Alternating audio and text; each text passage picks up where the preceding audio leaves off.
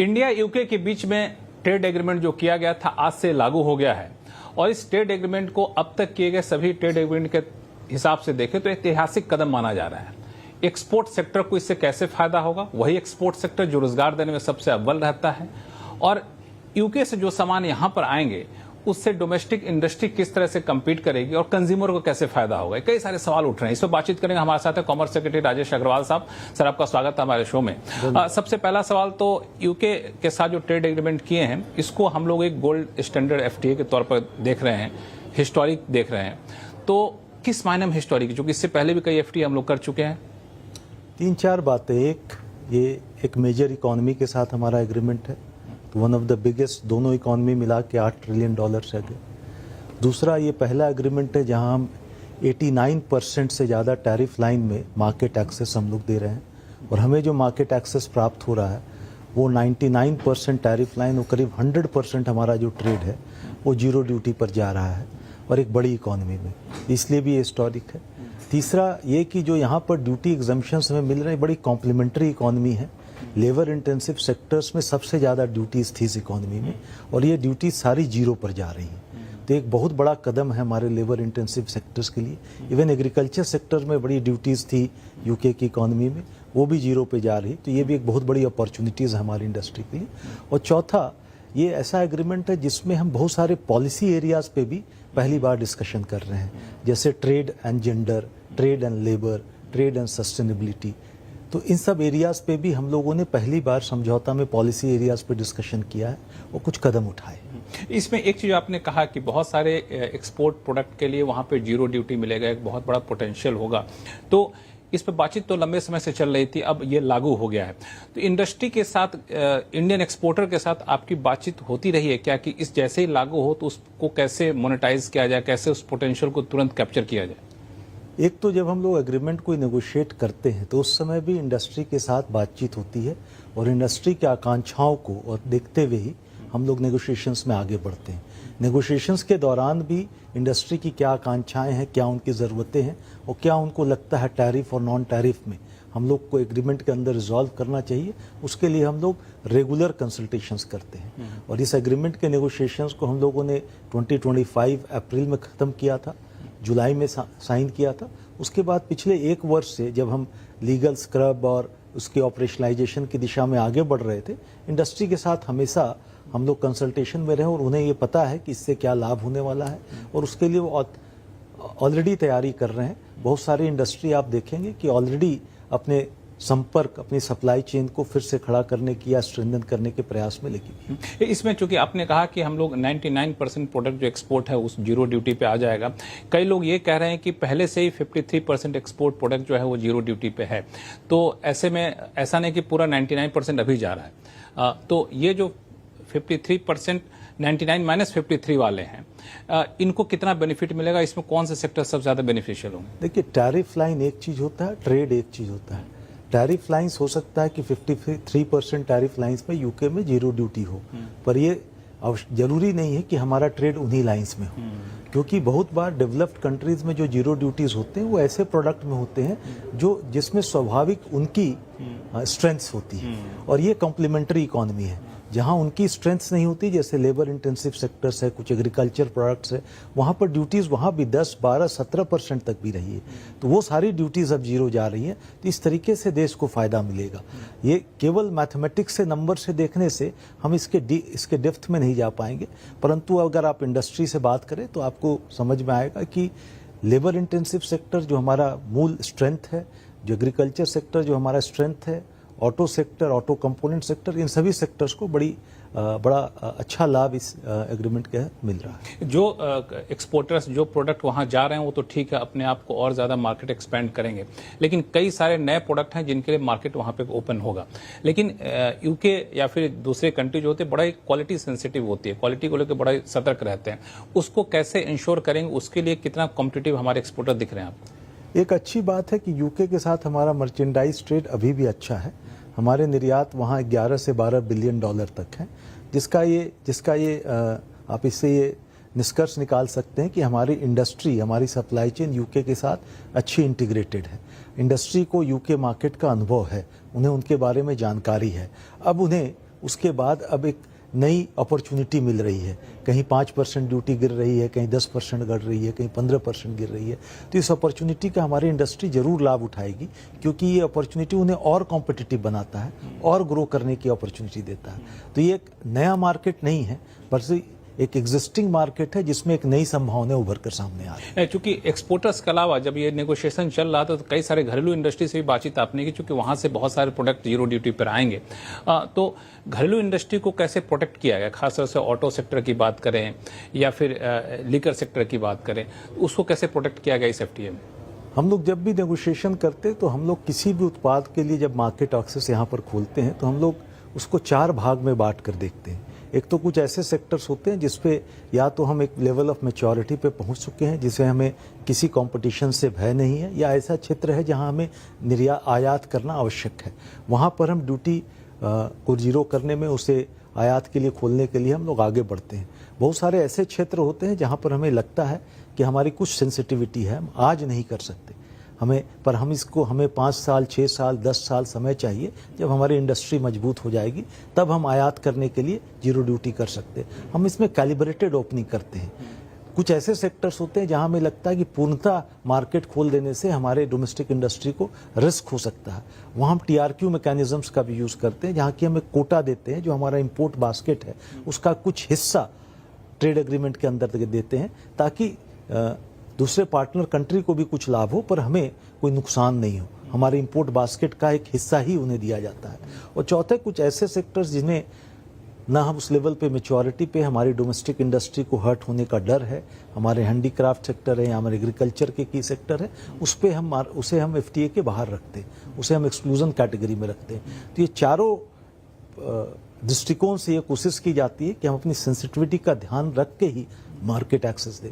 और इसके अलावा हर एग्रीमेंट में बायलैटरल सेफगार्ड्स की भी व्यवस्था होती है, जिसमें अगर एग्रीमेंट के बाद कोई इंपोर्ट सर जाता है जिससे कि डोमेस्टिक इंजरी होती है मार्केट, तो उसमें बायलैटरल सेफगार्ड्स के अंदर ड्यूटी लगाने की भी व्यवस्था होती है, ताकि हम अपनी इंडस्ट्री को, क्योंकि किसी भी एग्रीमेंट का स्वभाव कोई एक दूसरे की इंडस्ट्री को नुकसान पहुंचाना नहीं है, परंतु अपनी इकोनॉमिक स्ट्रेंथ्स को साथ मिलकर और लीवरेज करना है। इसमें एक चीज और पूछूं, चूंकि आपने जो 4 कैटेगरी बांटी उसमें से शायद यही वजह है कि ऑटो सेक्टर में आपने 5 साल कोटा दिया, 6 साल के बाद उसमें फिर सारे 10% ड्यूटी पाएंगे।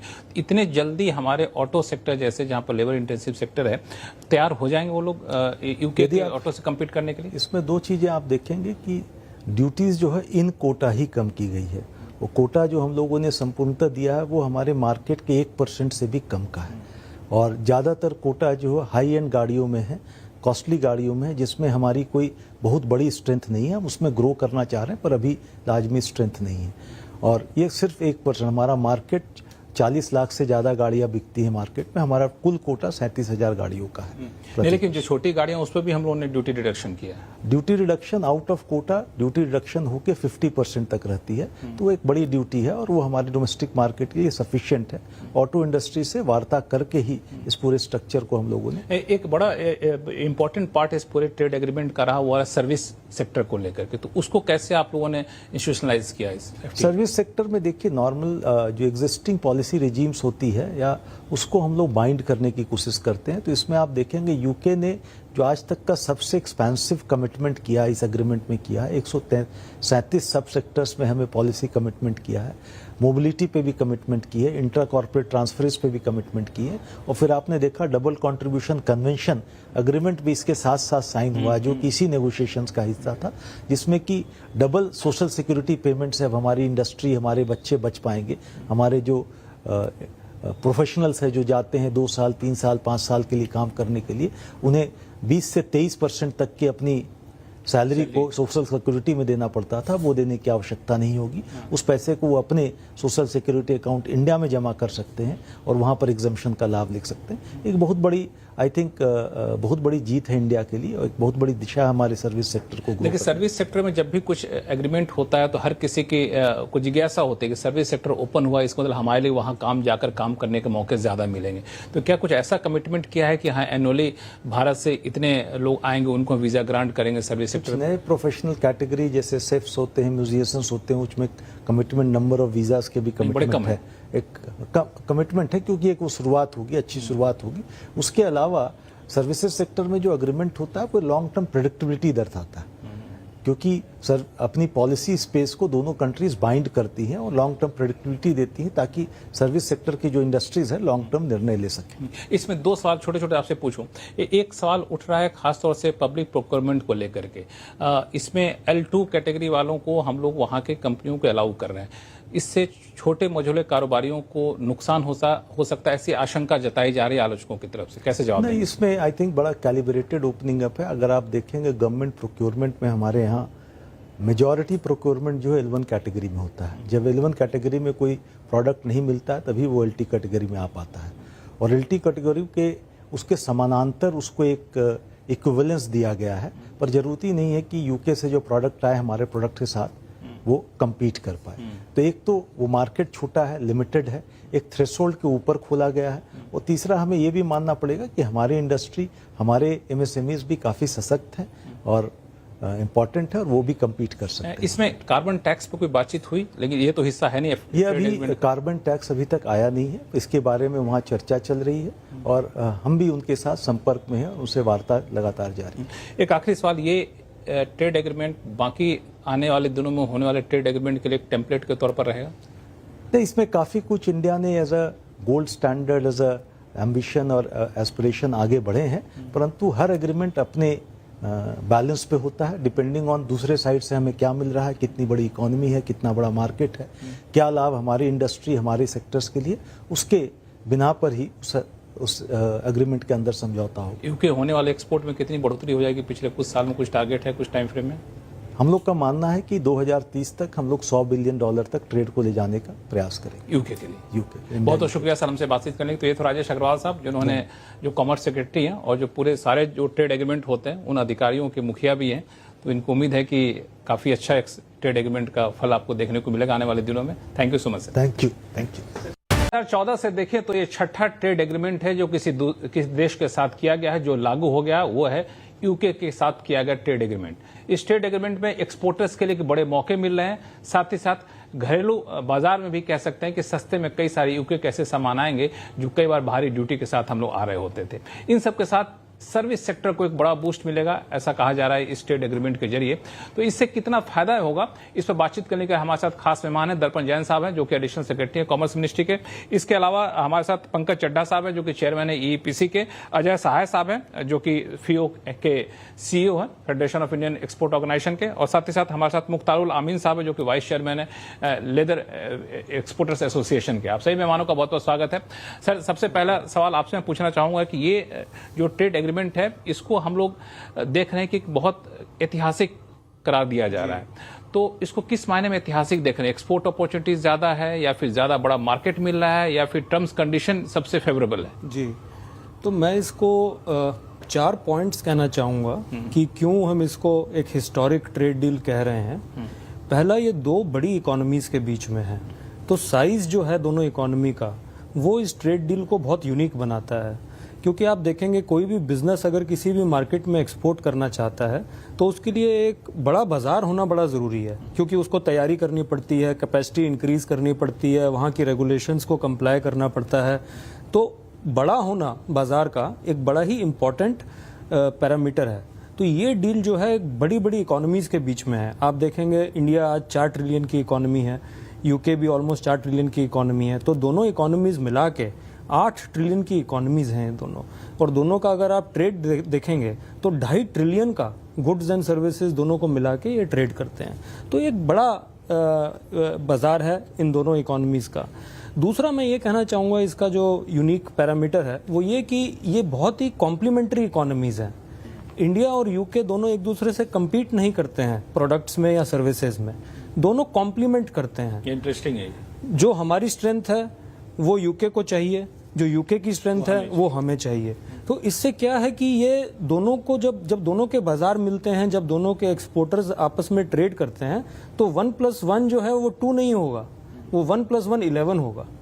तो इस तरह से ये कॉम्प्लीमेंट्री इकोनॉमीज है। तीसरा, मैं ये कहना चाहूँगा कि इसके साथ हम एक और बहुत बड़ी डील कर रहे हैं, जो सोशल सिक्योरिटी में हम एग्रीमेंट कर रहे हैं। हमारे बहुत सारे अभी टेम्परेरी वर्कर्स वहाँ यूके में जाते हैं, वहाँ पे वो सोशल सिक्योरिटी कंट्रीब्यूट करते हैं, उसमें बहुत बड़ा उनकी जो सैलरी का पोर्शन है, ऑलमोस्ट 23% ऑफ देयर सैलरी, वो वहीं पे जमा हो जाती है। वो उसको विड्रॉ नहीं कर पाते क्योंकि वो वहाँ पे टेम्परेरी रहते हैं। अब वो एग्जेम्प्ट हो जाएगा। अगर वो इंडिया में कंट्रीब्यूट कर रहे हैं तो उन्हें वहाँ पे दोबारा वो पे करने की जरूरत नहीं है। तो उससे हमें लगता है कि हमारे जो बिजनेसेस हैं यूके में और जो हमारे वर्कर्स हैं वो कंपेटिटिव हो जाएंगे। तो मेरे हिसाब से ये 3 चीजें जो है मैं हाईलाइट करना चाहूंगा कि इस डील को बहुत ही यूनिक बनाती हैं। एक चीज जो आपने कहा, इसमें मैं एक सवाल पूछूंगा आपसे, जो सोशल सिक्योरिटी कंट्रीब्यूशन की बात जी। है, आप करें जो यहाँ कंट्रीब्यूट करेंगे वो वहाँ नहीं करेंगे, जो वहाँ कंट्रीब्यूट करेंगे वो यहाँ क्यों करेंगे? हाँ, तो पहले ऐसा होता था कि जो इंडियन वर्कर वहां जाता था काम करने के लिए, चाहे वो इंडिया में कंट्रीब्यूट कर रहा हो अपने ईपीएफ में लेटस से, अपने प्रोविडेंट फंड में, उसको वहां भी करना पड़ता था। कितना वो कितना जरूरी था। percentage होता था? तो फॉर एग्जांपल जैसे अगर मान लीजिए उसकी सैलरी जो है मंथली $5,000 है यूके में, तो एज हाई एज $1,200 उसको वहां पे कंट्रीब्यूट करना पड़ता था। तो ऑलमोस्ट 20 से 25%, वो अलग अलग स्लैब्स हैं, लेकिन 20 से 25% तक वो कंट्रीब्यूशन उसका होता था। तो वो वहां पे कंट्रीब्यूट नहीं करना पड़ेगा। तो हमारे हर वर्कर का on an average $1,000 $1,500 per month अगर सेव होता है, तो हमने एक एस्टिमेट किया मोर देन $500 million हमारे वर्कर्स का और हमारी कंपनीज का जो उनको वहां पे एम्प्लॉय करते हैं, क्योंकि दोनों का कंट्रीब्यूशन होता है, तो वो बच जाएगा। उससे उनको अच्छा फायदा होगा। इसमें चूंकि सोशल सिक्योरिटी कंट्रीब्यूशन है, तो क्या आप लोग गवर्नमेंट टू गवर्नमेंट कोई कंपनसेट करेंगे क्या, कि नहीं हमारे वर्कर हैं वो सोशल सिक्योरिटी कंट्रीब्यूशन नहीं करें, हम गवर्नमेंट है, हम इसके बदले कुछ कर रहे हैं? नहीं, ऐसा नहीं है। तो देखिए, ऐसा है कि ये बेसिकली डबल कंट्रीब्यूशन को अवॉइड करने के लिए है, क्योंकि वो उसने इंडिया में कंट्रीब्यूट किया हुआ है हमारे वर्कर ने, तो उसको दोबारा से वहां पे कंट्रीब्यूट करने की जरूरत नहीं है। और इसी तरह यूके के वर्कर्स के लिए भी एप्लीकेबल है। अगर यूके के वर्कर्स भी अपने कंट्री में कंट्रीब्यूट करते हैं तो उन्हें इंडिया में दोबारा से कंट्रीब्यूट करने की जरूरत नहीं है। बिल्कुल, काफी इंपॉर्टेंट है, खासतौर उन लोगों के लिए जो यूके में जा करके काम कर रहे होते हैं और यहाँ पे ऐसी कंपनी से जा रहे होते हैं जिस कंपनी में इनका पीएफ जैसे सोशल सिक्योरिटी फंड में कंट्रीब्यूशन हो रहा होता है। इस जो हिस्टोरिक एग्रीमेंट कहा जा रहा है, उसमें अजय सहाय साहब, मैं शुरुआत आपसे करूंगा कि इस पे काफी लंबे समय से बातचीत चल रही थी कि ये ट्रेड एग्रीमेंट होगा, आप लोगों के साथ कंसल्टेशन हुआ। इंडस्ट्री इसके लिए कितनी अपने आप को तैयार कर चुकी है अब तक, क्योंकि आज से तो लागू हो गया है? देखिए, अगर आप इंडिया का यूके का ट्रेड देखिए तो पिछले साल करीब $25 बिलियन के गुड्स एक्सपोर्ट किए हैं हमने, और करीब $10 बिलियन प्लस की सर्विसेज की। इसका मतलब वो हमारा एक अच्छा मार्केट है, और इस मार्केट में हम लेबर इंटेंसिव सेक्टर्स के एक्सपोर्ट भी काफी हैं, चाहे हम टेक्सटाइल की बात करें, अपैरल की बात करें, मरीन सेक्टर की बात करें। और इनमें एक हाई टैरिफ एक डेफिनेटली हमारे लिए एक डिसएडवांटेज था, बिकॉज उससे हम बहुत एक्सपेंड नहीं कर पाते थे। जैसे अगर बात करें कि फुटवेयर सेक्टर की बात करें तो करीब 16% ड्यूटी है, अपैरल में 12% ड्यूटी है, मरीन में 12% ड्यूटी है। बट इन सेक्टर्स में भी हमारा जो शेयर यूके के इंपोर्ट में करीब मरीन में 3% है, अपैरल में करीब 7 से 8% है, फुटवेयर में 5% है। तो यहाँ हम एक्सपेंड बहुत ज्यादा कर सकते हैं। दूसरी चीज, और भी जो सेक्टर्स हैं हमें सब में जीरो ड्यूटी है, क्योंकि अगर 4-5 आइटम आप छोड़ दीजिए, इसमें कि एक्सपोर्ट का मेन आइटम तो आप सेमी मिल्ड राइस कह सकते हैं, सब आइटम पे हमें जीरो ड्यूटी मिल रही है। सर्विसेज में हमें बहुत अच्छा गेन मिल रहा है, और अगर आप देखिए तो हमारा सर्विसेज का ट्रेड भी यूके के साथ काफी तेजी से बढ़ रहा है। और कुछ सर्विसेज बात है, आईटी एनेबल्ड सर्विसेज की बात करें, बिजनेस सर्विसेज की बात करें, टूरिज्म की बात करें, ट्रांसपोर्टेशन की बात करें, तो इनमें हम काफी गेन कर सकते हैं। दूसरी, इस एग्रीमेंट में कुछ बहुत अच्छे प्रावधान लाए हैं, जैसे कि हम जीआई प्रोडक्ट की बात करते हैं। जो जीआई प्रोडक्ट यहाँ इसमें रिकॉग्नाइज होंगे, वर्किंग ग्रुप जिनको रिकॉग्नाइज करेगा, उनको ऑटोमेटिक प्रोटेक्शन यूके मार्केट में मिलेगा। तो हमारे जो जीआई प्रोडक्ट्स हैं उनको बहुत अच्छा दाम अपने प्रोडक्ट्स पे मिलेगा, और उससे आर्टिजन्स जो यहाँ हैं उनको काफी ज्यादा फायदा मिलेगा। जिस तरह का हमने देखिए, जिस तरह का सीमलेस हम बात कर रहे हैं, सर्टिफिकेट ऑफ ओरिजिन की बात कर रहे हैं, वो किया गया है। और सर्टिफिकेट ऑफ ओरिजिन में ये पहला एग्रीमेंट है जहां पे हम एक्सपोर्टर डिक्लेरेशन की बात कर रहे हैं, हम इंपोर्टर्स डिक्लेरेशन की बात कर रहे हैं। तो गवर्नमेंट ने एक बेसिकली जो हमें एक एनवायरमेंट दिया है, एक नया टेम्पलेट दिया है एफटीए का, और शायद ये एफटीए का टेम्पलेट हमें आगे आने वाले दिनों के लिए ट्रेड को बहुत ज्यादा प्रभावित करेगा, और ये इससे ट्रेड बढ़ाने में भी हमें काफी सुविधा मिलेगी। पंकज चड्ढा साहब, ये आप लोग क्या किए अब तक? क्या आप लोगों ने कैपेसिटी एक्सपेंशन करना शुरू कर दिया है, कॉन्ट्रैक्ट करके रखे हुए हैं कि आज से लागू हुआ जी, आज से हम एक्सपोर्ट करना शुरू कर देंगे? क्योंकि जाहिर तौर पे जब बड़ी अपॉर्चुनिटी है तो कैपेसिटी बड़ी आपको चाहिए होगी। अभी हमारा ऑलरेडी $5 बिलियन का एक्सपोर्ट है, सो 20% ऑफ इंडिया एक्सपोर्ट जो है वो इंजीनियरिंग का है। इसमें इलेक्ट्रिकल मशीनरी है, products of iron and steel है, ऑटो कंपोनेंट्स है। ये 3 हमारे मेन पार्ट्स है एट दिस पॉइंट। ये सब में हमारे पास इनफ कैपेसिटी है। ऑटो कंपोनेंट्स में तो हमारा रेगुलर, बिकॉज हमारे राइट हैंड ड्राइव कार्स है, उनकी भी राइट हैंड ड्राइव कार्स है।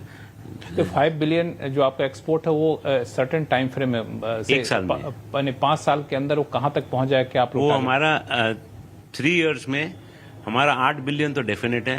अगर साफ स्टील का कुछ कर लें तो 10 बिलियन कर लेंगे हम। सो हमारा होपफुल है कि मैं तो 10 बिलियन का ही आस लगा के बैठूंगा। तो जब से ट्रेड एग्रीमेंट की बातचीत चली, एक वहाँ के बायर्स आपसे कांटेक्ट कर रहे हैं कि अब हमें ज्यादा आपसे माल चाहिए, ज्यादा कॉन्ट्रैक्ट चाहिए? नहीं, रेगुलर टच में तो है ही, क्योंकि अगर आप एक पर्टिकुलर साइज ऑफ एक्सपोर्ट पे पहुंच गए हो 5 बिलियन पे, तो आपका रेगुलर टच तो है ही। ये है नहीं कि आप नवा बायर ढूंढने जाओगे, but generally we will become more competitive. दो हमारी ड्यूटीज वाज अभी कितनी ड्यूटी और अब कितनी हो जाएगी? 5 से 0 हो जाएगी। अभी 5% ड्यूटी देते हैं, वो 0%। ये कितना बेनिफिशियल होगा एक्सपोर्टर्स के लिए, खासतौर से आपके जो कॉम्पिटिटिव मार्केट है, चाइना है जैसे देशों उनसे? नहीं, इट इज बेनिफिशियल, बट आप ये बोलो कि आप 5 पे अगर आप एक्सपोर्ट कर सकते थे तो आप 0 पे भी कर सकते हो। आप ये, I don't think 5% is a benefit that you can beat China on it. वैसा कोई ये नहीं है, बट हम एनीवे वी वर कॉम्पिटिटिव। हम 5 में भी करते थे, हम 0 में भी करेंगे, थोड़ा और करेंगे। थोड़ा और करें। बेसिकली कंपटीशन 5% से चाइना के साथ नहीं कर सकते, that is a different competition. Mukhtarul Amin साहब, आपके अभी मैं बिल्कुल बेसिक सा सवाल पूछूं, अभी आपको कितनी ड्यूटी देनी पड़ती है आपके एक्सपोर्ट को, और आज से ये ट्रेड एग्रीमेंट लागू होने के बाद कितनी ड्यूटी देनी पड़ेगी? देखिए, हमारे प्रोडक्ट्स में 4.5% से लेकर 16% तक की 16% तक? 16% अब कितना हो जाएगा? अब 0 हो जाएगा सब पे। अच्छा, तो 4.5 से 16 तो बहुत ऑर्डर आने चाहिए। जी जी, हम एक्सपेक्ट कर रहे हैं कि बिजनेस काफी बढ़ेगा।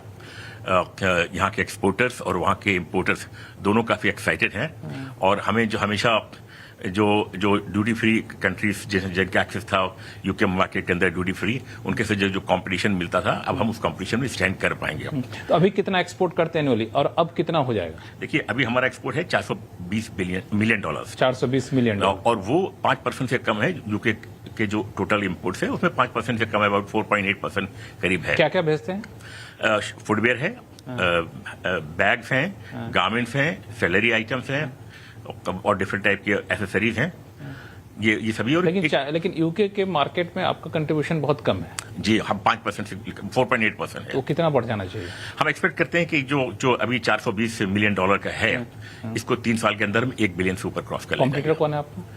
वेल, अभी तो हमारा मेनली चाइना है, और अब सबसे इधर रिसेंटली हमारा ये अपना वियतनाम भी काफी बड़ा कॉम्पिटिटर हो गया है, उनको ड्यूटी फ्री एक्सेस है। बांग्लादेश में भी फुटवेयर की और लेदर गुड्स की फैक्ट्रियां लगने लगी हैं, बड़ी आने लगी हैं, उनको भी ड्यूटी फ्री एक्सेस है, जबकि उनका सारा मटेरियल इंडिया से ही जाता है, उनके पास कोई मटेरियल नहीं है। तो हम वेरी कॉन्फिडेंट हैं, हमारी इंडस्ट्री उनसे कॉम्पीट कर पाएगी, और हम जो $1 बिलियन एक्सपेक्ट कर रहे हैं, इससे ऊपर ही 3 साल में जाएंगे। दरपन जान साहब, सबके कंपटीशन चाइना से ज्यादा है, इसको आप लोग कैसे देख रहे होते हैं? क्योंकि चाइना के साथ समस्या ये होती है कि आप बड़ा ड्रास्टिकली देखें, ड्यूटी कम हुआ तो हम प्राइस कम कर देंगे, जो हम ज्यादा कॉम्पिटिटिव बेचेंगे। जी, नहीं, आप सही कह रहे हैं। तो बहुत सारे अलग अलग प्रोडक्ट्स हैं। फॉर एग्जांपल जैसे टेक्सटाइल की अगर हम बात करें, तो हमारा कंपटीशन बांग्लादेश से भी है, हमारा कंपटीशन वियतनाम से भी है, हमारा कंपटीशन चाइना से भी है। तो बांग्लादेश और वियतनाम तो अभी 0 ड्यूटी पे है। अच्छा, यूके के अंदर। अब हम भी 0 हो, तो हम भी 0 हो गए। तो वहाँ हमें एकदम एडवांटेज, जो डिसएडवांटेज था हमें, वो खत्म हो गया। चाइना के वीज़ावी अब हमें एडवांटेज मिल गया। अभी तक हम और चाइना बराबर थे, क्योंकि चाइना का FTA नहीं है यूके के साथ। अच्छा। लेकिन अब हमें कुछ प्रोडक्ट्स में 10%, 12% उस तरह का एडवांटेज मिल गया। तो चाइना से सबसे ज्यादा एडवांटेज मिला है अप्रैल में हमें मिला है। लेदर प्रोडक्ट्स भी इसी तरह हमें एडवांटेज मिला है, क्योंकि चाइना का फिर से वहाँ पे FTA नहीं है, तो हमें उन प्रोडक्ट्स में भी एडवांटेज मिला है। इसी तरह जो जैसे हम इंजीनियरिंग गुड्स की भी बात करें, मरीन प्रोडक्ट्स की बात करें, तो इन सभी प्रोडक्ट्स में हमें वीज़ावी चाइना तो एडवांटेज मिलेगा ही। जहाँ पे हमें डिसएडवांटेज था, वो डिसएडवांटेज भी हमारा खत्म हो गया। पंकज चड्डा साहब कह रहे थे कि स्टील में इशू सॉल्व कर दें तो और ज्यादा एक्सपोर्ट हो जाएगा कोई, लेकिन वो एग्रीमेंट का हिस्सा तो है नहीं। CBAM जो कार्बन टैक्स की बात कर रहे हैं, नहीं, मेरे ख्याल से इसमें 2 मुद्दे हैं। जो पहला इशू था, अभी यूके जो है एक कोटा लेकर आया है अपना, उनका एक नया रेगुलेशन आया है जिसमें उन्होंने स्टील को कोटा के अंदर अलाउ किया है। तो उसमें कोटा का हमारा उनके साथ नेगोशिएशन हुआ, और एक बहुत अच्छा कोटा उन्होंने रिवाइज करके दिया, जब हमारा नेगोशिएशन हुआ तो उसके बाद रिवाइज करके दिया है, तो वो अभी इशू हुआ है, तो उसमें एक सफिशिएंट हमें कोटा मिल गया है। तो उस कोटा से मुझे लगता है कि हमारे एक्सपोर्ट्स और ग्रो होंगे, कोई ऐसा प्रॉब्लम नहीं आने वाली है। सीबैम का इशू अभी यूके में जो है अभी चर्चा में है, अभी उसका फाइनल रेगुलेशन नहीं आया है। हम उनके साथ एंगेज्ड हैं और हमें विश्वास है कि उसका भी हम अच्छा सा हल निकाल पाएंगे। क्योंकि वो लोग कुछ वेट कर रहे हैं कि यूरोप क्या कर रहा है इस पे। नहीं, यूरोप का तो सीबैम जो है वो हो चुका है, वो तो इम्प्लीमेंटेशन फेज में आ चुका है, बट यूके का जो फाइनल रेगुलेशन है अभी आया नहीं है। लेकिन वो कंसर्न है क्या, क्योंकि यूरोप के साथ सीबीएम लागू होने के बाद भी हमारे एक्सपोर्ट में वैसा ड्रास्टिकली गिरावट आई नहीं। तो मेरे ख्याल से हमें उसको दोनों एक अपॉर्चुनिटी की तरह भी देखना चाहिए और हमें अपनी तैयारी भी करनी चाहिए। तो हाँ, तो मेरे खिलाफ से मेरे हिसाब से हमें ऐसा कोई उसमें डरने की जरूरत नहीं है, उससे ज़्यादा कंसर्न होने की जरूरत नहीं है। हमारा एक्सपोर्ट बढ़ेगा, मेरा यही मानना है। बिल्कुल। अजय साहब, चूंकि जब हम ऐसे मार्केट में जा रहे होते हैं तो वो लोग काफ़ी क्वालिटी कॉन्शियस होते हैं, तो उसको कैसे इंश्योर करेंगे एक्सपोर्टर होने के नाते? देखिए, जितने इंडिया के जो एग्रीमेंट हो रहे हैं वो सब एडवांस इकोनॉमीज के साथ हो रहे हैं, और एडवांस इकोनॉमीज में कार्बन एमिशन को लेके, सस्टेनेबिलिटी को लेके, technical standards, labour welfare, labour conditions, सब पे काफी ज्यादा जोर दिया गया है। और अगर आपको मार्केट में एक्सेस करना है तो ये आपको देखना होगा। और ये नहीं कि इंडियन प्रोडक्ट की क्वालिटी, प्रॉब्ली हमारे यहाँ उतने स्टैंडर्ड्स डेवलप नहीं किए थे। अब गवर्नमेंट डेवलप कर रही है स्टैंडर्ड्स, डोमेस्टिक इंडस्ट्री पे लागू कर रही है, और डोमेस्टिक इंडस्ट्री की कैपेबिलिटी बढ़ रही है इन मार्केट को एंटर करने के लिए। इन मार्केट में जैसे बात है कि सर्टिफिकेशन कॉस्ट भी बहुत है, तो इस एग्रीमेंट में बात हुआ, म्यूचुअल एग्रीमेंट की बात की गई है, जो हमारी जो भी इंस्टीट्यूशंस हैं उनका रिकॉग्निशन होगा, तो अगर वो रिकॉग्निशन होता है तो वो कॉस्ट कम आ जाएगी, वो सर्टिफिकेशन इंडिया ही में अवेलेबल होंगे। अभी एक्सपोर्ट प्रमोशन मिशन में ट्रेसिंग करके एक उन्होंने नई स्कीम लाई है, जिसमें कि माइक्रो इंडस्ट्री को 95% of the cost of certification testing government bear कर रही है, जो मीडियम इंडस्ट्री उसका 85% कॉस्ट बियर कर रही है। सो गवर्नमेंट इंडस्ट्री को एनकरेज कर रही है कि आप इस तरह के सर्टिफिकेशन लीजिए। और जैसे अभी दर्पण जैन ने कहा, ये एक हमारी अपॉर्चुनिटी है। हमें ये नहीं देखना चाहिए हमें मार्केट डिनाई होगा, हमें ये देखना चाहिए कि हम इस मार्केट में एंटर कर रहे हैं तो बाकी मार्केट भी हमारे लिए एंटर हो। अपॉर्चुनिटी को एनकैश करने के लिए कितने तैयार हैं चड्ढा साहब? क्योंकि आपके जो सेक्टर है, एक्सपोर्ट होते हैं प्रोडक्ट, वहां पे क्वालिटी कंसर्न सबसे ज्यादा होता है। हाँ, एंड स्पेशली जब ब्रिटिश स्टैंडर्ड, इंडियन स्टैंडर्ड्स भी तो ब्रिटिश स्टैंडर्ड से ही आया ना। After all we are, our standards have originated in steel at least from the British standards, right? So question is, we are quite competitive. Our steel industry is doing very well. Our auto component industry is doing very well. Electrical machinery में हम अच्छा करें. We are in lot of places we are market leaders or near number 2. So we are prepared and we are well prepared to handle the competition and this opportunity that comes.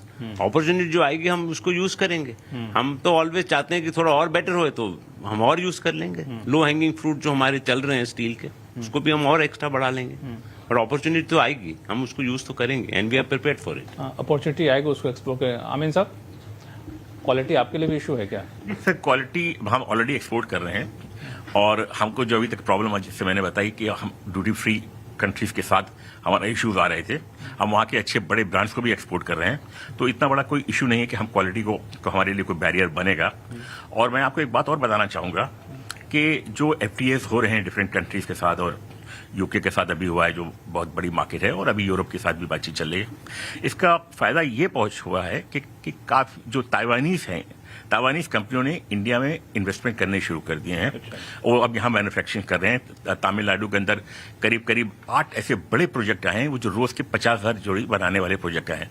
उनको domestic market भी देख रहे हैं और वो exports भी देख रहे हैं. तो ये एक बहुत बड़ा एडवांटेज है. साहब, ये बड़ा इंटरेस्टिंग सा फैक्ट बताया इन्होंने कि लोग यहाँ के FTA का फायदा उठाने के लिए यहाँ पे इन्वेस्टमेंट कर रहे हैं. ये अपने आप एक दूसरा साइड इफेक्ट है, जो साइड इफेक्ट का मतलब एक साइड पॉजिटिव पार्ट है जो हम लोग अक्सर इग्नोर कर रहे होते हैं.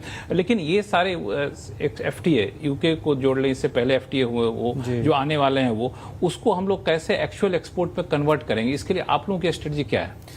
तो देखिए, हमारी स्ट्रेटजी 3 पार्ट्स में मैं आपको बताना चाहूँगा. पहला तो FTA से टैरिफ जो कंसेशंस हैं वो इमीडिएटली मिलेंगे, तो उन प्रोडक्ट्स पे हम लोग फोकस कर रहे हैं कि उन प्रोडक्ट्स को कैसे स्केल किया जा सकता है. आपने क्वालिटी का एक इशू रेज किया.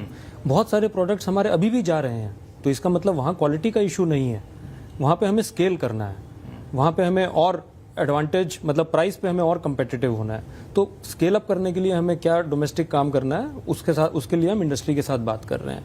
दूसरा जो सर्टिफिकेशन लेना है, कुछ ऐसे नए प्रोडक्ट हमें अपने उस मार्केट के लिए भी तैयार करने हैं, तो वो एक सेकंड काम है जो हमें करना है। तो उसके लिए हमने क्वालिटी सर्टिफिकेशन का भी प्रोग्राम लॉन्च किया है। जो हमारा एक्सपोर्ट प्रमोशन मिशन है, उसके अंदर एक सेपरेट वो है, पिलर है, जिसके अंदर सारे एक्सपोर्टर्स को, स्पेशली जो हमारे स्मॉल एंड माइक्रो एंटरप्राइजेज हैं, अगर वो वहाँ पे सर्टिफिकेट लेते हैं तो हम उसके लिए उनको एक फाइनेंशियल असिस्टेंस भी प्रोवाइड करते हैं। वहाँ पे ब्रांडिंग करने के लिए असिस्टेंस है। वहाँ पे अगर कोई मार्केट सर्वे करना चाहता है, इंटेलिजेंस गैदर करना चाहता है, B2B पार्टनरशिप्स करना चाहता है, तो हमारा जो एक्सपोर्ट प्रमोशन मिशन है वो ये FTAs को कैसे यूटिलाइज करना है, स्पेशली जो हमारे स्मॉल एंटरप्राइजेज हैं, माइक्रो एंटरप्राइजेज हैं, उसको फोकस में रखते हुए उस पर काम कर रहा है। तो इसको कैसे ये इंश्योर करें कि हमारा जो यहाँ पे स्केल के लिए जो हम इनिशिएटिव ले रहे हैं, वो इनिशिएटिव जितना जल्दी से जल्दी वो लागू हो सके। स्केल एक सबसे बड़ा कंसर्न होता है। यहाँ भी कई लोग आते हैं सामान खरीदने के लिए, जो बाहरी कंपनी आते हैं, बड़े स्टोर लगा रही है, तो कहती है हम बड़ी मात्रा में कुछ मांगते हो, तो यहाँ पे कोई एक्सपोर्टर उसके लिए डिलीवर करने वाला होता है, चाहे घरेलू प्लेयर भी नहीं होते। इसको कैसे आप लोग क्या कुछ स्कीम लाएंगे, कुछ इंसेंटिव करें, क्योंकि कई सारे FTA आप कर रहे हैं, एक नहीं है। जी, तो एक तो हमारे FTAs कई सारे हो रहे हैं, तो अगर आप देखेंगे सारे FTAs को मिला के कितना बाजार खुल रहा है, अगर आप उसकी कल्पना करेंगे, तो आज more than 60% of the global market हमारे बिजनेसेस के लिए ओपन हो गई। इसीलिए सवाल पूछ रहा हूँ, 60% ग्लोबल मार्केट ओपन हो रही है, तो आप कैसे जाएंगे हम? तो मैं ये कह रहा हूँ कि ये अपॉर्चुनिटी अभी लास्ट 2 सालों में क्रिएट हुई है। तो सब बिजनेसेस भी देख रहे हैं। अभी जैसा अमीन साहब ने कहा कि बड़े बड़े प्लांट जो है उसकी इन्वेस्टमेंट आ रही है। देखिए, बिजनेसेस सिग्नल देखते हैं, कहाँ से वो मैन्युफैक्चर कर सकते हैं, कहाँ से वो कंपेटिटिव टर्म्स पे मैन्युफैक्चर कर सकते हैं। और एक और बात, मैं जो आप सेकंड ऑर्डर इफेक्ट की बात कर रहे थे, इन्वेस्टमेंट एक है, इन्वेस्टमेंट से टेक्नोलॉजी आएगी, उससे मशीन्स आएंगी, क्योंकि हम लोगों ने भी तो कंसेशन दिया है। ऐसा तो नहीं है कि सिर्फ हमें ही कंसेशन मिला है। तो हमने कंसेशन दिया है, तो हाईटेक मशीनरी जो हम एक्सपेक्ट कर रहे हैं यूके से, यूरोप से, उन मशीनों से हमारी प्रोडक्टिविटी सस्ती में आएगी, उससे हमारी प्रोडक्टिविटी भी बढ़ेगी, हमारा जो स्केल है वो भी बढ़ेगा, वहाँ के बिजनेसेस भी आके इन्वेस्ट करेंगे, उनके ग्लोबल नेटवर्क्स हैं। तो मेरे हिसाब से ये एक सारा पॉजिटिव साइकिल है जो बनेगी।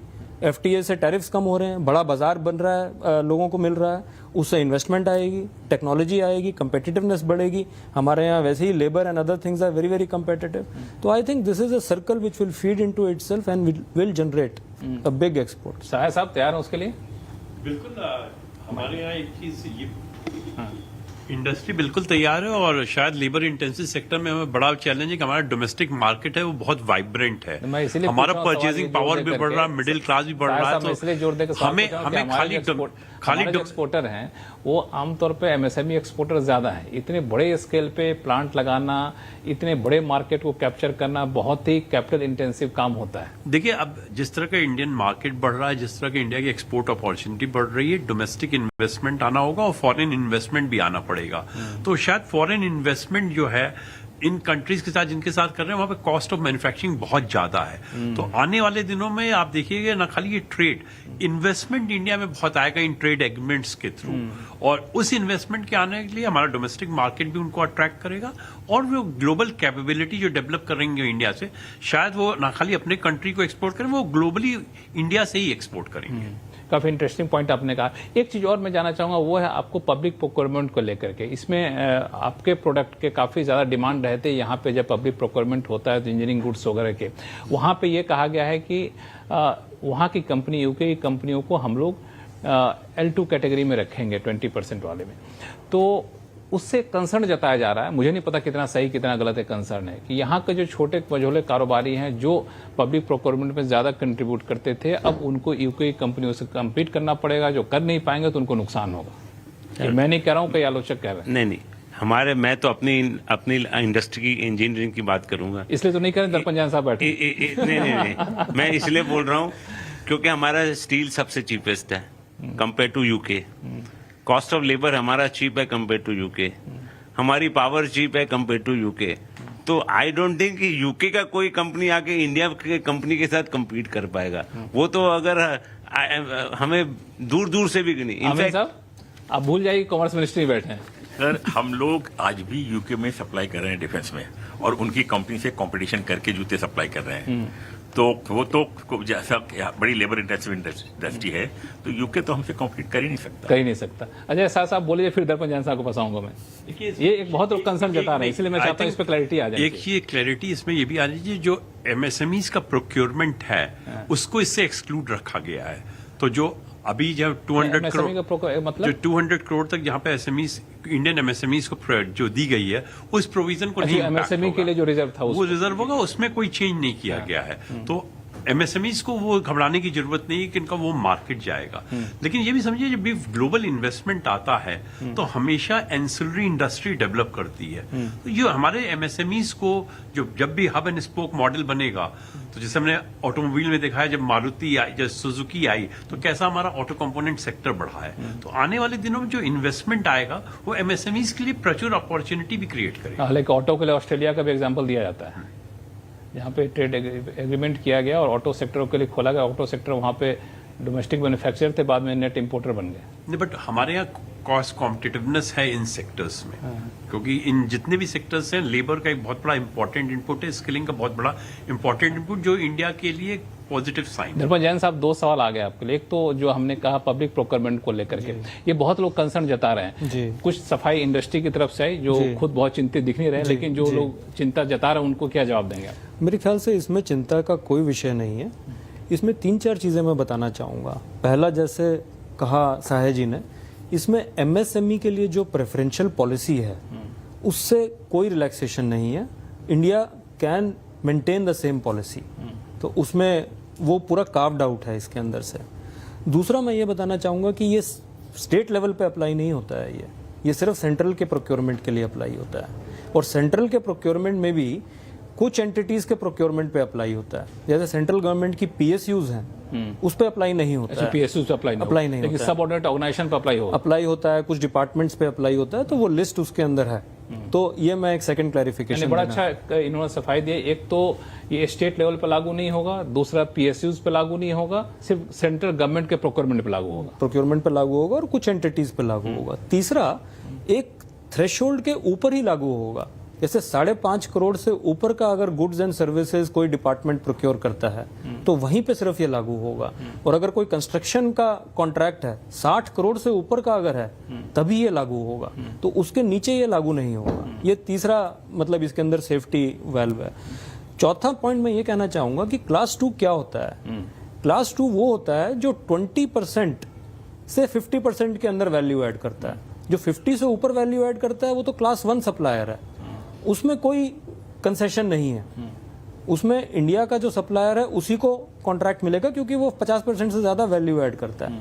जो क्लास 2 सप्लायर है, और क्लास 2 सप्लायर को हम कहाँ पे अलाउ करते हैं? इंडिया की जो प्रोक्योरमेंट पॉलिसी है, हमारी जो सेंट्रल गवर्नमेंट की पॉलिसी है, उसमें क्लास 2 सप्लायर वहीं पे अलाउड होता है जहाँ पे क्लास 1 सप्लायर है नहीं, जहाँ पे लोकल कैपेसिटी उतनी है नहीं, वहीं पे अलाउ होता है। तो आप उसको अगर इस पूरे पर्सपेक्टिव में देखेंगे तो मुझे नहीं लगता है कि इससे किसी को भी नुकसान होगा, बल्कि गवर्नमेंट की प्रोक्योरमेंट और अच्छी भी हो सकती है। अच्छा, मैं थोड़ा सा और डेप्थ में जाकर पूछूं आपसे, क्या आपने कोई ऐसी स्टडी करवाई थी कि जिस कैटेगरी को आपने ओपन किया है उस कैटेगरी में कितने एमएसएमई कंट्रीब्यूट करते हैं, इंडियन एमएसएमई?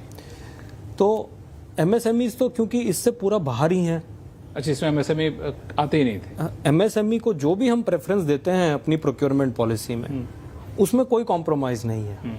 तो इसीलिए ये क्वेश्चन जो है उनको अफेक्ट ही नहीं करता है। मैं क्वेश्चन बदल देता हूँ जी, कि यूके के जिन कंपनियों के लिए हमने L2 के लिए ओपन किया है मार्केट, वैसे कितने टेंडर यहाँ पे होते थे जिसमें भारत के एमएसएमई पार्टिसिपेट करते थे? नहीं, वो मेरे ख्याल से एक डेटा का विषय है। वो अब हम, क्योंकि अब हमने खोला है तो अब हमें देखना होगा कितनों में वो पार्टिसिपेट करेंगे। अब हम कह नहीं सकते कि वो कितनों में पार्टिसिपेट कर पाएंगे, बट हमने जो खोला है, जिन जिन डिपार्टमेंट्स का हमने इसके अंदर प्रोविजन रखा है, वो सब नॉन सेंसिटिव एरियाज हैं।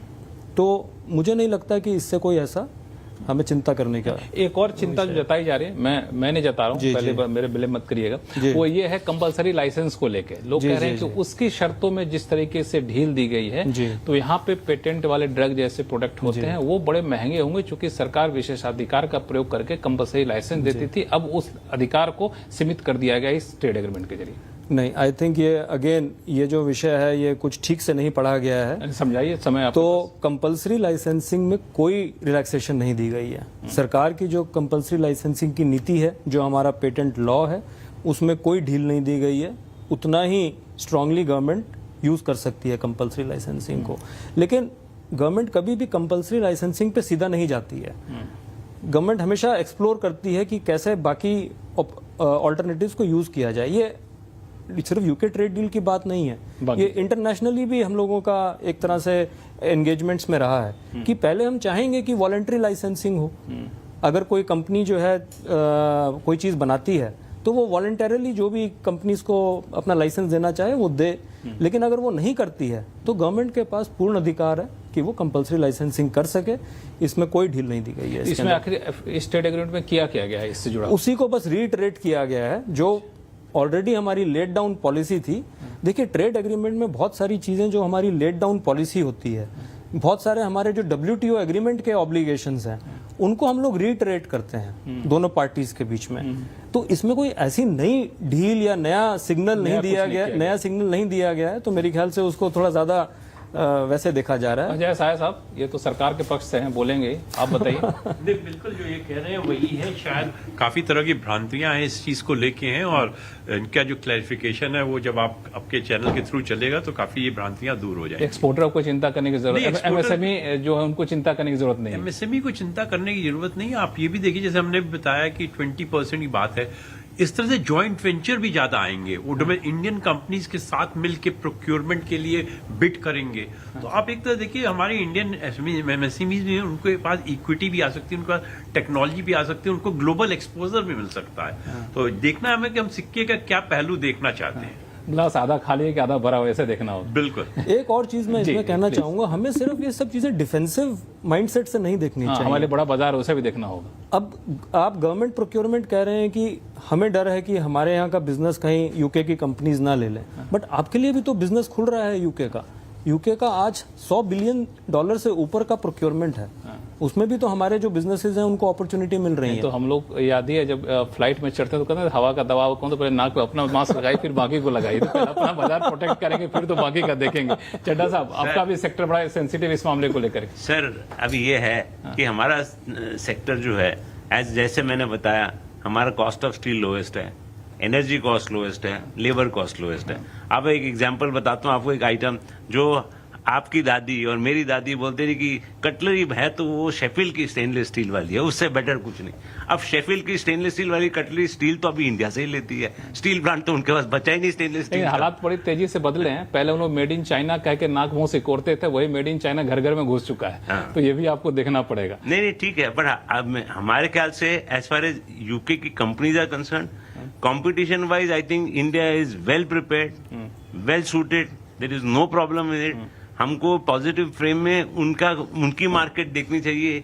ये नहीं हम देखें कि हमारी मार्केट जाएगी, बिकॉज कॉम्पिटिटिवनेस में आपने बड़ा अच्छा कहा कि हम लोग का लेबर कॉस्ट इतना कम है और पहले से हम लोग मार्केट में जा चुके हैं। अब ये एक हमारे लिए एक प्लस फायदा यहाँ पे दिख रहा है। अमीन साहब, अब यहाँ से आगे आपकी स्ट्रेटजी क्या होगी? चूंकि यूके FTA सिर्फ यूके तक ही नहीं है, आने वाले कई सारे FTA पाइपलाइन में है, US भी है और बाकी चीजें में जो इंप्लीमेंट होने जा रही है, जो बड़ा बाजार मिला 60%। दरपंजान साहब कह रहे थे पूरे ग्लोबल मार्केट 60% ऊपर हो रहा है आप लोगों के लिए, और आप लोग ऐसे सेक्टर में है जहाँ पे भारत की तूती बोलती एक समय, एक तरीके से कहते हैं। सर, ऐसा है कि अभी तो हमारा पूरा फोकस यूके के ऊपर है, तो इसके को हम पूरा जिस तरह से भी एडवांटेज ले सकें, जिस तरह से, तो हम BSMs, RBSMs ये सब ऑर्गेनाइज कर रहे हैं ताकि हम अभी एक्साइटमेंट है, वहाँ के इम्पोर्टर्स पे भी है, यहाँ के एक्सपोर्टर्स पे भी है, तो एक्साइटमेंट को हम इनकैश करना चाहते हैं और उस बिजनेस को हम जितनी जल्दी से जल्द अपनी तरफ मोड़ सकें, वही हमारा फोकस है। फिर इसके बाद जैसे यूरोप का आएगा, उसी पे आएगा, तो अकॉर्डिंगली फिर उसके ऊपर भी काम करना शुरू करेंगे। सर, जैसा कि जब मार्केट बढ़ती है तो जो बिजनेसमैन है वो इन्वेस्टमेंट करने के लिए तैयार होते हैं। अब हमारी मार्केट बढ़ रही है तो हमारी इंडस्ट्री में भी इन्वेस्टमेंट, जैसे मैंने कहा कि ताइवानीज आ रहे हैं, इंडिया में बहुत सी ऐसी कंपनीज हैं जो इन्वेस्टमेंट करने के लिए तैयार हैं। और खो भी नहीं, डोमेस्टिक मार्केट बढ़ी है तो डोमेस्टिक मार्केट में देखिए कितने इन्वेस्टमेंट आ गए, कितने ब्रांड आ गए लोकल, और कितना अच्छा कर रहे हैं वो। जब ये पहले वो मार्केट उस तरह की नहीं थी, रिटेल उतनी ऑर्गेनाइज नहीं थी, पर कैपिटल कंजम्पशन उतना नहीं था, तो इन्वेस्टमेंट नहीं आ रहे थे। बट एग्जाम्पल है कि डोमेस्टिक मार्केट के अंदर इंडियन फैक्ट्रीज बहुत अच्छा कर रही हैं। अब एक्सपोर्ट मार्केट खुल रही है तो एग्जॉटिकली उसमें भी ऐसे ही होगा सर। तो ये एक बड़ा मार्केट यहाँ पे निकलेगा। बहुत बड़ा मार्केट है। चड्ढा साहब, आप कैसे यहाँ से आगे चल के अपनी इंडस्ट्री को, अपने एसोसिएशन के जो मेंबर उनको तैयार कर रहे हैं? हम उनको ये तैयार करें कि उनको दिखा रहे हैं कि ये आइटम्स अभी जीरो ड्यूटी पे आ गई है, ये आइटम्स हम कर सकते हैं। इन एडिशन नवी आइटम तो जो मिलेगी ठीक है, बट जो कर रहे हैं उसको एटलीस्ट और बढ़ावें, उसको और करें, क्योंकि इंडिया अभी इंजीनियरिंग का पावर हाउस बन गया है। 28% of India's export engineering export है, तो हम उसको और बढ़ावा दे रहे हैं, उसको और एग्रेसिवली मार्केट कर रहे हैं। और स्टील भी आए, होपफुली हमारा और जाएगा, तो हम सोचते हैं कि हमारा $10 बिलियन का एक्सपोर्ट तो easily possible in 3 years time. साहब साहब, इस पोटेंशियल को कैप्चर करने में सबसे बड़ी चुनौती आपको क्या दिख रही है? Skilling, scale? देखिए, जहां तक लेबर इंटेंसिव सेक्टर्स का सवाल है, सबसे बड़ी चुनौती अभी भी स्किलिंग को है। चाहे अभी अपैरल की बात कीजिए या फुटवेयर की बात कीजिए, हमारा ग्लोबल जो एक्सपोर्ट है वो मोर और लेस स्टैग्नेंट रहा हुआ है। और जब भी बात कीजिए स्किलिंग को लेके बहुत बड़ा चैलेंज है, बिकॉज जो लेबर आर्बिट्राज की बात करें या वेजेस की बात करें, वो इंडिया के फेवर में नहीं, लो कॉस्ट इकोनॉमीज आ गई हैं। तो अगर हम स्किलिंग पे जोर देंगे, री स्किलिंग, अप स्किलिंग करेंगे, तो वो बहुत बड़ी रिक्वायरमेंट होगी। बिकॉज अदरवाइज अगर आप इकोसिस्टम को देखिए, गवर्नमेंट प्रयत्न कर रही है इंफ्रास्ट्रक्चर डेवलप करने के लिए, लॉजिस्टिक्स कॉस्ट लाने के लिए, लेकिन स्किलिंग पे आई थिंक गवर्नमेंट और इंडस्ट्री की ज्वाइंट पार्टनरशिप होनी चाहिए। और ये लेबर इंटेंसिव सेक्टर्स के लिए बहुत अच्छा होगा, क्योंकि अगर आप देखिए तो टेक्नोलॉजी और नॉलेज ड्रिवन सेक्टर में हमारा एक्सपोर्ट बहुत अच्छा कर रहा है, लेकिन शायद ये फैक्टर एक बहुत इंपॉर्टेंट मेरे लिए है इंडस्ट्री के। दर्पण जैन साहब, स्किलिंग एक बड़ा कंसर्न है। जी नहीं, मैं ये कहूँगा कि स्किलिंग जो है उस पर बहुत काम हो रहा है। आपने हमारा जो प्रधानमंत्री जी का स्किलिंग का प्रोग्राम है, अगर आप वो देखेंगे तो उसमें लैक्स टुगेदर हम यूथ्स को स्किल कर रहे हैं। अभी अप्रेंटिसशिप प्रोग्राम भी जो है वो भी लॉन्च हुआ है, फिर इंटर्नशिप, कॉर्पोरेट इंटर्नशिप प्रोग्राम भी लॉन्च हुआ है। उसके साथ प्राइवेट सेक्टर भी अपने स्किलिंग प्रोग्राम जो है वो बहुत सारे कर रहा है। तो मुझे लगता है कि हमारे पास अभी डेमोग्राफिक डिविडेंड है। ये जो टाइम है ये हमारे लिए बहुत इंपॉर्टेंट है।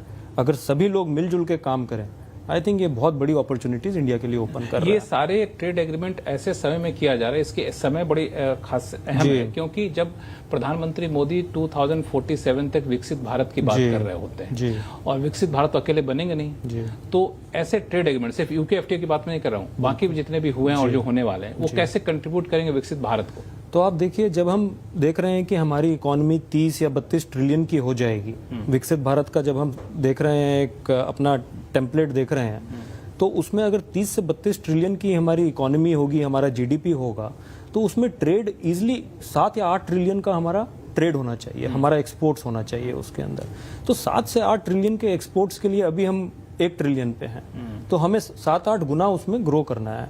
तो उसके लिए ये सारे एफटीए बहुत जरूरी हैं। अभी तक क्या था, बहुत सारे ऐसे कंट्रीज थे जहां पे हमारा ट्रेड डिसएडवांटेज था, बाकी कंट्रीज के पास कंसेशन थे, हमारे पास नहीं थे। तो अब वो सारा जो डिसएडवांटेज था वो हमारा खत्म हो गया है। उससे इन्वेस्टमेंट भी आएगा, जैसे अभी हमने बात की कि स्केल भी हम कर सकते हैं। तो मेरे ख्याल से ये एक बहुत बड़ी अपॉर्चुनिटी है, जो ये 1 ट्रिलियन से 8 ट्रिलियन की जर्नी है, उसको शुरू करने के लिए, उस पर चलने के लिए ये एक बहुत बड़ा कदम है और विकसित भारत के लिए बड़ा ही इंपॉर्टेंट स्टेप है। एक आखिरी सवाल, चूंकि जब आपसे कभी मौका मिला आपको सुनने का, मैंने देखा आपको आईटी सर्विसेज सेक्टर में काफी ज्यादा दिलचस्पी रही है। तो यूके एफटीए या फिर दूसरे एफटीए की बात करें तो कैसे इस पूरे सर्विस सेक्टर को ये फायदा पहुंचाएगा, थोड़ा सा डिटेल में बताएं। जी, तो आईटी एनेबल्ड सर्विसेज एक हमारी बहुत ही इंपॉर्टेंट सर्विसेज एक्सपोर्ट है। आज इंडिया ग्लोबल कैपेबिलिटी सेंटर्स में सबसे बड़ा एक्सपोर्टर है। दुनिया की जो अगर आप कहेंगे 100 कंपनीज अगर जीसीसी लगाई हुई हैं, तो उसमें से 50 जो हैं वो इंडिया में है।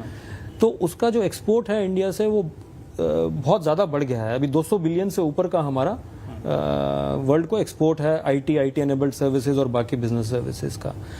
इस एफटीए से क्या होगा कि उनको एक प्रेडिक्टेबल फ्रेमवर्क मिलेगा, उनको एक प्रेफरेंशियल ट्रीटमेंट का एक लॉक मिलेगा वहाँ पे यूएस के अंदर। उसके बाद हमने अभी डबल कंट्रीब्यूशन कन्वेंशन की बात की, हमारे जो प्रोफेशनल्स वहाँ जाते हैं उनको भी एक बेनिफिट मिलेगा, तो उनकी कम्पिटिटिवनेस भी बढ़ेगी। और यूके एक बहुत बड़ी सर्विस इकोनॉमी है। यूके का अगर आप सर्विसेज का इंपोर्ट देखें तो वो ऑलमोस्ट 600 बिलियन का उनका टोटल एक्सपोर्ट है और 400 बिलियन का इंपोर्ट है। और उस 400 बिलियन में आईटी और बिजनेस सर्विसेज का मात्र 200 बिलियन का इंपोर्ट है। तो एक बहुत बड़ा बाजार जो है यूके इंडियन सर्विसेज के लिए हो सकता है, और हमारी बहुत स्ट्रेंथ्स हैं उसके अंदर। आप जैसे आप देख ही रहे हैं कि आईटी सर्विसेज बहुत तेजी से बढ़ रही हैं, बिजनेस सर्विसेज बढ़ रही हैं, जीसीसीज बढ़ रहे हैं, तो मेरे ख्याल से उसमें बहुत पोटेंशियल है और वो आगे भी हमारा स्ट्रांगली सिर्फ बढ़ेगा। मर्केंटाइज एक्सपोर्ट नहीं, सर्विस जी। एक्सपोर्ट में भी बहुत ज्यादा मौके मिलेगा। और जैसा कि दर्पण जायद साहब ने कहा और बाकी हमारे पैनलिस्ट ने इसको स्वीकार भी किया कि एक बड़ा बाजार यहाँ पे खुलेगा और बड़ी अपॉर्चुनिटी है जिसको एक्सपोर्टर्स वहाँ पे कैप्चर करने की कोशिश करेंगे। आप सभी मेहमानों का बहुत बहुत धन्यवाद हमारे साथ शो में जुड़ने के लिए, और देखते रहिए CNBC आवाज। नमस्कार।